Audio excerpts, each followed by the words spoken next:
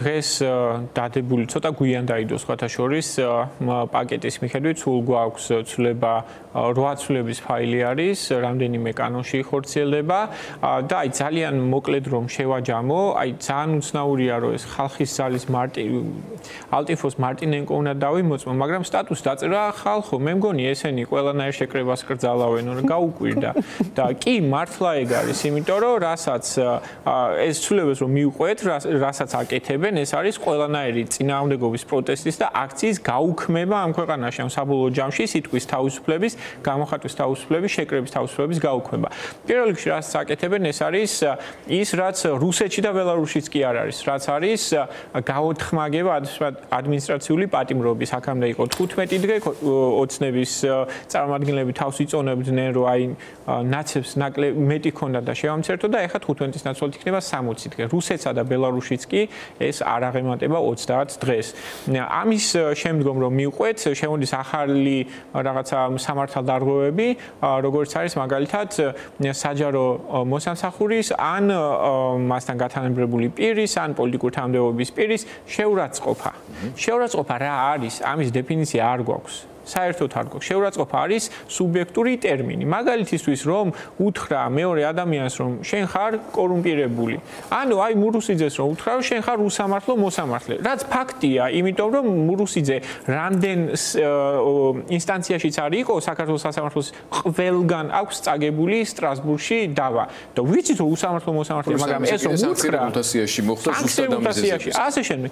რომ უთხრა ეს შეურაცხყოფად მიიგებს და ამიტომ შენ შემდეგ 60 დღით უნდა ხვიდე იზოლატორში ან და 5000 ან 6000 ლარის ჯარიმა დაგიწერონ. რომ უთხრა ადამიანს კორუმპირებული ხარო, როცა მართლა კორუფცია დადასტურებული არის დაუშვათ განაჩენით, ამაზეც რა თქმა უნდა მიიღებს შეურაცხყოფა და ასე შემდეგ. ან ადამიანს მაგალითად მუნიციპალიტეტის მერს, რომელიც დაკპირდა არჩევნებამდე აი ამას შეგისრულებო და მე არ შეგისრულა, რომ უთხრა მატყუ არა ხარო, ამასაც რა თქმა უნდა შეურაცხყოფად მიიღებს და მოკლედ ჩაჯდები ამის გამო 60 დღემდე ციხეში. გარდა ამისა იზრდება სანქციები 5000-მდე, 6000 ლარამდე სხვა სამართალდარღვევებთან დაკავშირებითაც ეს ჯარიმები, რაც ძალიან ეტკინათ ეს შეიძლება გამოჩნდეს აი ამ ცვლილებების მიხედვით. მაგალითისთვის ერთი ასეთი ცვლილება არის, რომ კრძალავენ დახურულ დაწესებულებაში მანიფესტაციის გამართვას. სინამდვილეში ეს რა არის? შენობაში. ეს სინამდვილეში ნიშნავს იმას, რომ აი ადამიანები თუნდაც გუშინ რომ შევიდნენ მოლში და კიდევ უფრო მეტ ადამიანს გააგებინეს, რომ აი აქ გარის ნახეთ რა ხდება, გამოდით, შემოგვიერთდით. ამას აქცევენ ეს ადამიანები კანონის დარღვევად და 5000-6000 ლარით ჯარიმისან 60 დღით იზოლატორის საქმეს. რაც ასევე ძალიან ეტკინათ არის ის ამბავი, რომ ჩვენ გვაქვს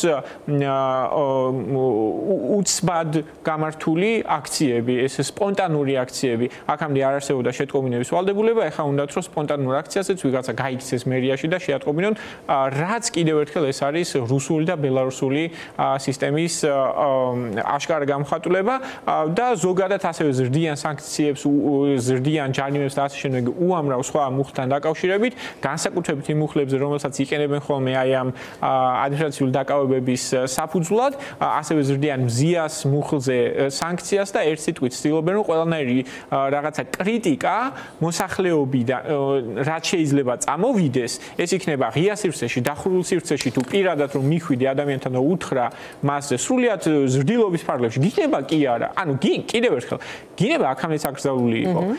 გინება არის 166-ე მუხლი ადმინისტრაციულ სამართალდარღვევათა კოდექსი. ესენი რასაც კრძალავენ ახლა, ეს არის შენი მოსაზრების ხმამაღლა თქმის შესაძლებლობა გინების გარეშე. იმიტომ რომ მეორე ადამიანმა თუ აიხიქვა ეს შეურაცხყოფად, მაშინ ამაზე იქნება უდიდესი ჯარიმა და თავისუფლების აღკვეცის 60 დღის ვადით. ეს არის ის, რასაც ქვია ამ ქვეყანაში სიტყვის თავისუფლების, გამოხატვის თავისუფლების, შეკრების თავისუფლების გაუქმების მცდელობა. ანუ კიდევ უფრო მეტად რო გავამარტივო საქმე, აქამდე თუ რეჟიმის წარმომადგენლები ხელშეუხებლები იყვნენ, ახლა სიტყვად შეუხებლებიც რომ გახდნენ და ბოლო კითხვა მაქვს თქვენთან ამ შემთხვევაში როგორც იურისტთან, პირდაპირ სიტყვის თავისუფლების გაუქმება ეს ყველაფერი და საქართველოს თუნდაც ფორმალურად მოქმედ კონსტიტუციასთან რანაირად მოდის ეს თანხმდრაში?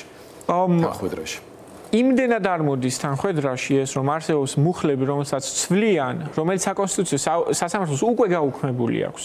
ანუ ამას ქვია დამძლევი ნორმა, როდესაც საკონსტიტუციო სასამართლო აუქმებს ნორმას და შემდეგ აღმასრულებელი ხელისუფლება ან საკანონმდებლო ხელახლა იგებს იგივე ნორმას. ასეთი ნორმები გვაქვს, ანუ აბრუნებენ ცალსახად შეიძლება ითქვას არაკონსტიტუციურ ნორმებს, რაც არ შესაბამება სტრასბურგს გავანებოთ თავი კონსტიტუციას არ შესაბამება, იმიტომ რომ საკონსტიტუციოს ეს უკვე ნათქვამი აქვს. უბრალოდ ის სამწუხარო ვითარება გვაქვს ქვეყანაში, რომ საკონსტიტუციოს ახლა ნებისმიერ რამეზე რომ მივმართოთ, საკუთრილი დასჯა რომ დააბრუნონ და იმაზე მივმართოთ, რომ პირდაპირ წერია კონსტიტუციაში სიკვდილით დასჯა აკრძალულია, ხო? ამაზე იტყვის რომ ნუ ეხა მაინც შესაძლებელი არ არის. სხვათა საკონსტიტუციის გამახსენდა და აი მე როგორ ჟურნალისტმა ეხა სატელევიზიო ეთერში რომ შეფასება მივცე და თქვა რომ საკონსტიტუციო სასამართლოს უმრავლესობის მიერ მიღებული გადაწყვეტილებების გამოცდილებით მიმაჩნია რომ ისინი არიან პირდაპირი პოლიტიკური გავლენის ქვეშ მართველი რეჟიმის, რაც პოლიტიკური კორუფციის ერთ-ერთი გამოხატულებაც არის და ამხრივ კორუმპირებულებად მიმაჩნია, მათ შეუძლიან მე ამ შემთხვევაში როგორ ჟურნალისტ ამ სიტყვის გამოხატვის ამ შეფასების გამო ასე თქვა ჩემს მიმართ აღზრან საქმე და ასე შემდეგ.